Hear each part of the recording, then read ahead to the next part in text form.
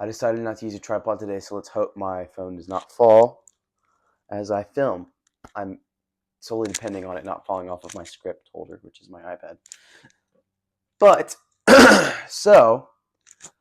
video 2, this was originally going to be 3 parts for Matthew, but I decided to mix part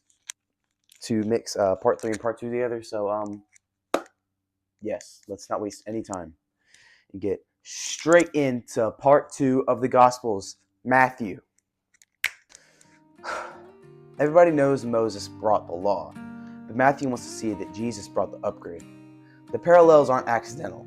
Moses came out of Egypt, so did Jesus. Moses passed through the Red Sea, and Jesus passed through waters of baptism. Moses went up a mountain to get the law. Jesus went up a mountain to give the Sermon on the Mount. It's like Matthew is shouting. He's like standing up on like a box and he's waving his hands around like, look, this is the new deliverer, the greater rescuer. But unlike Moses, Jesus doesn't just bring stone tablets. He brings a kingdom where the law is written on your heart.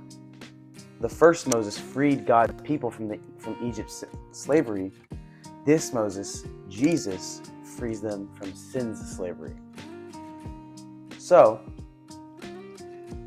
Jesus starts teaching. And it's like he drops just a huge spiritual bomb. You've heard it said, but I say to you. The Pharisees were professional rule keepers. They tithed mint and cumin, prayed loud in public, fasted so everyone knew it, and thought that was righteousness. Jesus says, no, that's not righteousness, that's performance. He calls them whitewashed tombs, pretty on the outside, but dead on the inside. In the kingdom, righteousness isn't measured by how religious you look. It's about a heart transformed by God. This is why he says, unless your righteousness exceeds that of the scribes and Pharisees, you will never enter the kingdom of heaven. That's not about trying harder. It's about letting him make you new. So don't just play the part. Don't just wear the label. Don't be a church attender with a Pharisee heart. Let him rip out the hypocrisy and replace it with real righteousness. Because the new Moses didn't come just to change the rules. He came to change you. Now, we're going to wind back. This is now entering the part 3 script, but obviously it's not part 3 because it's all part 2 in one smash. But here we go. So this is Jesus' mission to all the nations. Matthew is very sneaky with this one, but right in chapter 1 of Matthew, he includes outsiders in Jesus' family tree. Ruth the Moabite, Rahab the Canaanite. That's Matthew's way of saying from the start, this was never just for Israel. By the end, Jesus makes it explicit. Go therefore and make disciples of all nations. It's not a suggestion, it's the marching orders. The kingdom is for everyone, Jews, Gentiles, rich, poor, religious, broken. And notice he doesn't say go make converts. He's saying go make disciples. That means we're called to walk with people, teach them, and help them follow Jesus for real. And now, the cost of discipleship. But here's the part we often skip. Following Jesus comes with a cost. Every experienced Christian knows that. He says, if anyone would come after me, let him deny himself and take up his cross. That's not a metaphor for being a little uncomfortable. It's a call to die to yourself daily.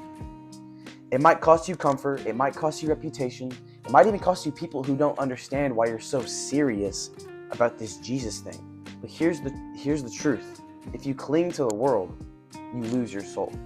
If you lose your life for his sake, you find it again. That's kingdom math. The mission is worth the cost. You've only got one life. Don't waste it on building your own kingdom when the King has invited you to build his. The Great Commission isn't for super Christians, it's for you. And it's for me, and it's for everybody I know and everybody you know. The only question is, are you in? That's going to wrap up Matthew. Literally, I'm going to go film Mark, like all of Mark, like right after I turn this camera off, I'm going to flip my script to Mark and I'm going to record that and I'm going to get that video out hopefully a day or two after this one comes out. So stay tuned because a lot, and when I say that, I mean it, a lot more is coming to the channel. So make sure you're tuned in. Also, go follow the Instagram and the TikTok.